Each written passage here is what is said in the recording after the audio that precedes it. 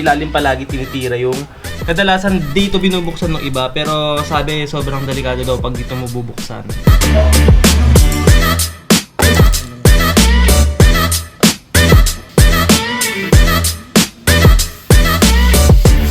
Guys, meron tayong order sa Shopee na side mirror.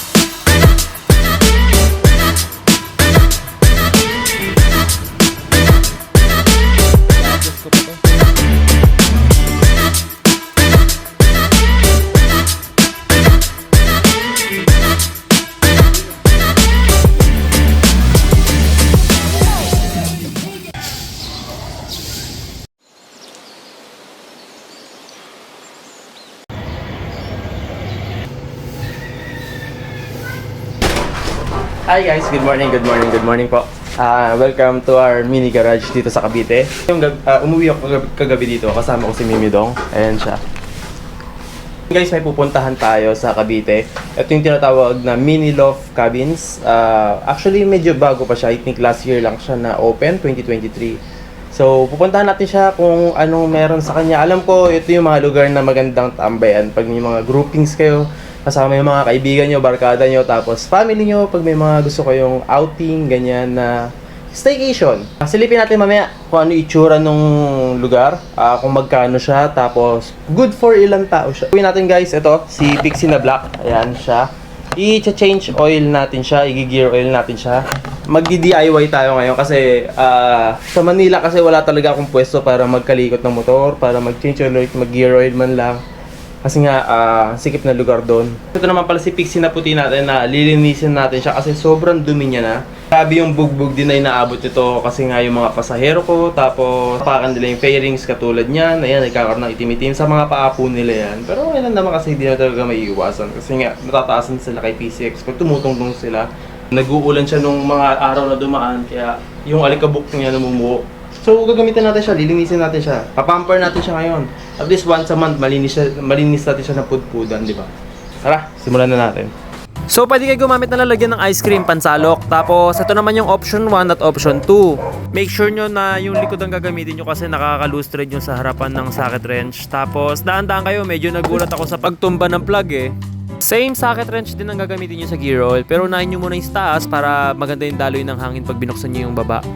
120 ml lang to guys ha. So ito nga, kumain muna kami ng breakfast habang pinapatulo namin yung langis. Mas advisable din pag overnight yung papatuluyin yung oil kaso wala na kaming time. Kaya kumain kami na ito, tuna pandesal. At syempre hindi mawawala sa umaga ko ang kape. Guys, yun yung pandesal na 2 pesos sa amin. Unang kagat, ubos lahat. So gagamitin ko tong Havolin oil na nakakuha natin sa Makina Moto Show. At ayan na, make sure na pupunasan nyo maigi tong drain plug. At gumamit tayo ng paper plate kasi bitin yung aking embudo, hindi siya kasya. Kaya pag bibili kayo, make sure yung mahaba na kunin ninyo. Make sure na isara nyo siya ng maigi guys. At ito, at sarado nyo rin ng maigi tong sa gear oil. Tapos 120 ml lang din dito. Kahit anong gear oil naman, walang problema dyan.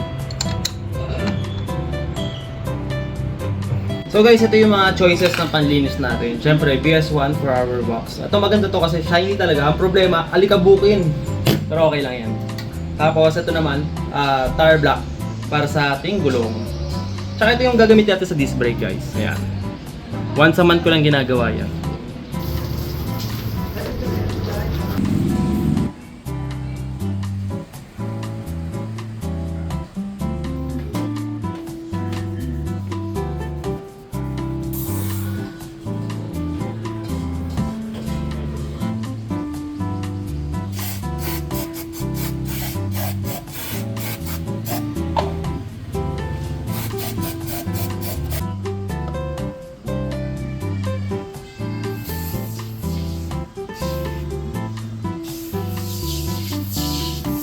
Siyempre, linisin natin yung mga natulong lang ito kasi baka may madulas dito eh.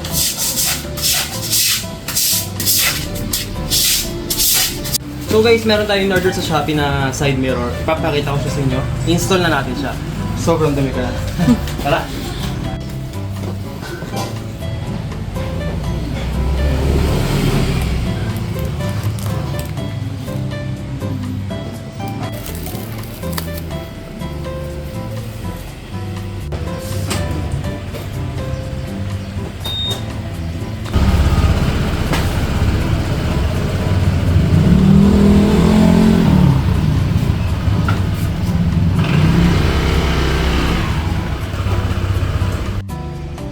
I-adjust ko pa to. At ito na nga yung complete look ni PCX 160 gamit ang ating bagong side mirror. Nasa description yung side mirror na yan if gusto nyo guys. Okay naman siya sa akin pero lalagyan natin 360 yan. So ito guys, paalis na kami. Ayan si Mimi Dong. Ayan yung PCX sila tatay. Bagong change oil yung kanya. Ginamit natin yung kanina. Ay di ko na cold start. Bale, atras pa naman. Shoutout sa ating bagong side mirror. Sana maganda. Ay, yung mga basahan ko. Nilabang kong basahan.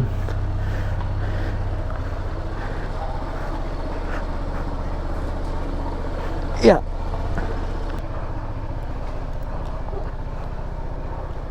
Diba, maganda yung mixing side mirror lang. Para hindi tayo nasabit. Init na.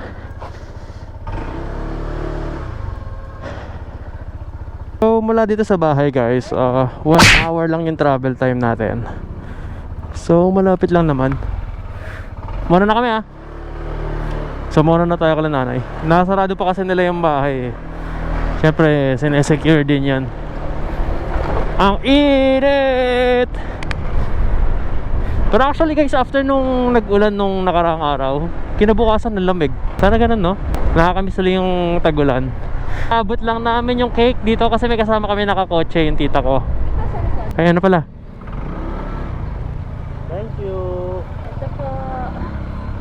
Uy. Okay, bili muna tayo buko juice. Bibili lang kami yung buko juice guys. Ano tayo? Ayun, bibili tayo yung buko juice. Ayaw.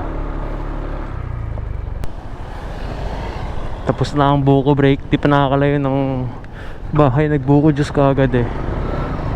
Sarap kasi ng buko juice dyan. Hindi puro asukal. Hey hey! Aluwag dun sa harapan eh. Naiipit lang tayo ng truck na to eh. Kailangan makapag-overtake tayo. Kaso di ko makita yung lugar eh. Tingnan natin, try natin dito sa kanan. Ang dami ring sasakyan. Pero yun, may open space doon. Tara. Overtake tayo rito sa truck. Kasi luwag dun sa harapan natin guys. Nakatakpan lang kami nitong truck eh. Medyo skadoodle tayo. Ah, may tricycle. Yan na. Pixie, sige, rangkada mo. Manangkada ka. Wait lang, intersection. Slow down. Hirap na. Tara. Uy. Walang helmet. Let's go. Ewan ko guys ha, sa part na to ng saan na ba tayo? Wait lang. Where are we? O sa Dasma pa rin pala. Sa bagay kasi linggo ngayon, kaya wala gano'n nang uhuli. Ako kahit alam kong hindi gano'ng malakas yung loob ko na walang helmet eh. Dumaan sa mga ganitong lugar eh. Siguro ko sa subdivision okay lang, pero sa ganitong kalsada malabo. Hindi ko isusugal yung pag-helmet sa 3,000, 2,000 na penalty. Kaya ako may half face din ako para pag tinatamad ako mag full face, very convenient lang magsuot ng helmet. So guys, we're 2 minutes away. Actually, lapitan natin. Cellphone ko baby. Diyan ka lang. Wait mo ako. Guys, ito itsura niya. Tao po. Reservation po kasi kami for today. Apo. Saan po yan? Dito po ba? Ito po mismo yan. Okay. Saan pwede mag-park? Dito lang sa tapat? Tapos may darating din na kotse tsaka isang motor pa. Kahit po yung motor dito na lang po. Sa gilid. Yung sasakyan dyan din. Sa kayo po, kahit po dito na lang po. Ah, sige. So, mamaya pa po yung pasok, no? Apo. Ah, sige po. Okay lang po. Sige. Okay lang po. Sige po. Thank you. 12 o'clock din kasi yung check out. So, naglilinis pa sila. Eto. Tambay lang kami rito sa Gedli. Wala pa, aga natin eh. Si nanay kasi nagmamadali eh. Sabi ko na maaga tayo eh. Ano oras? Ang init pa naman, ha? Ano oras yung? 2 PM pa yan eh. 2 PM normally. 1 o'clock pa lang oh. Hanap kaming kapihan dito. Wait lang.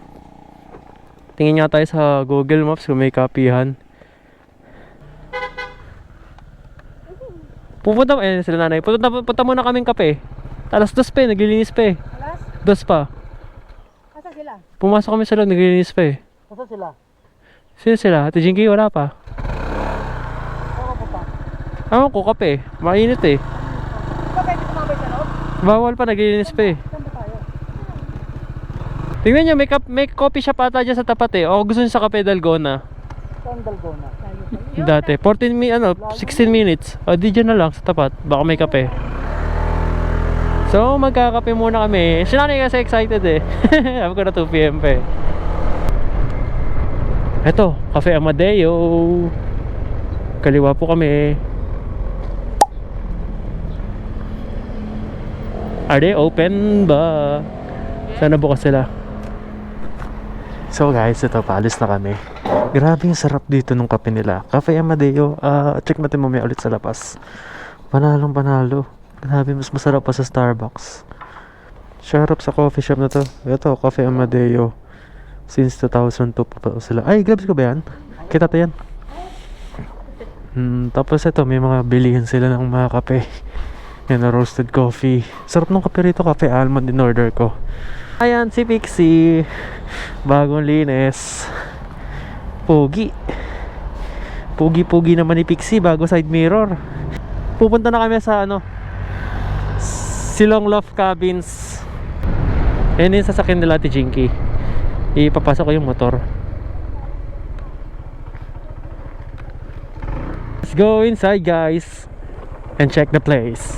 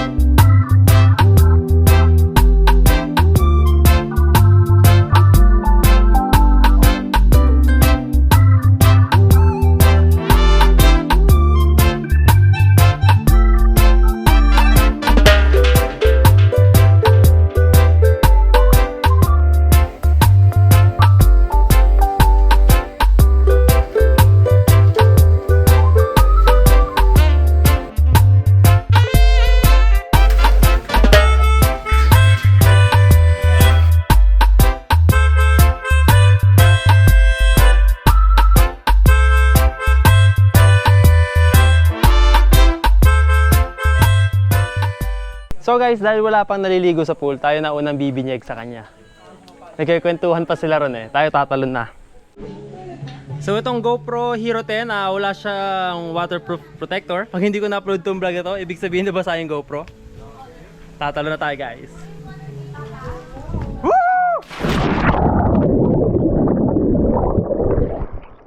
Baba!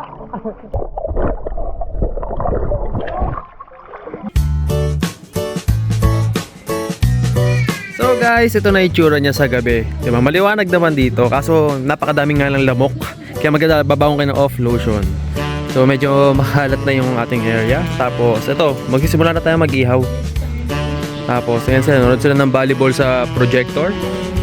Ang mahirap sa pag-iihaw eh, pag magsisiga ka ng apoy.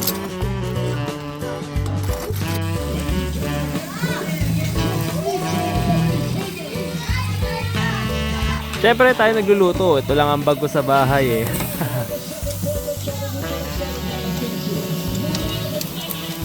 So guys, ito matutulog na rin kami. Pero bago tayo matulog, share ko lang sa inyo itong villa na to, umaabot siya sa 13,000 to 14,000. Tapos depende kasi minsan nagtataas yung price nila. Tapos pag mag-additional kayo, kasi ang maximum capacity nito is 12 packs. Pero pag mag-additional kayo, syempre mag-add din kayo ng pera, which is 500 pesos per packs. Sa taas naman, cash at least 3,600. Tapos meron pa rito 7, 8, bale 8 siya per cabin. So meron tayong dalawang cabin. Kung gusto nyo matulog sa labas, pwede naman din matulog sa labas kung sobrang dami nyo. Maganda to pag may mga tropa kayo, family, katulad ngayon, family gathering kami. So it's 2 hours away from Manila lang. Sobrang lapit lang. If may mga further questions kayo, mag-comment lang kayo down below. Sana gusto nyo itong maliit na trip natin ngayon. At see you again on my next vlog.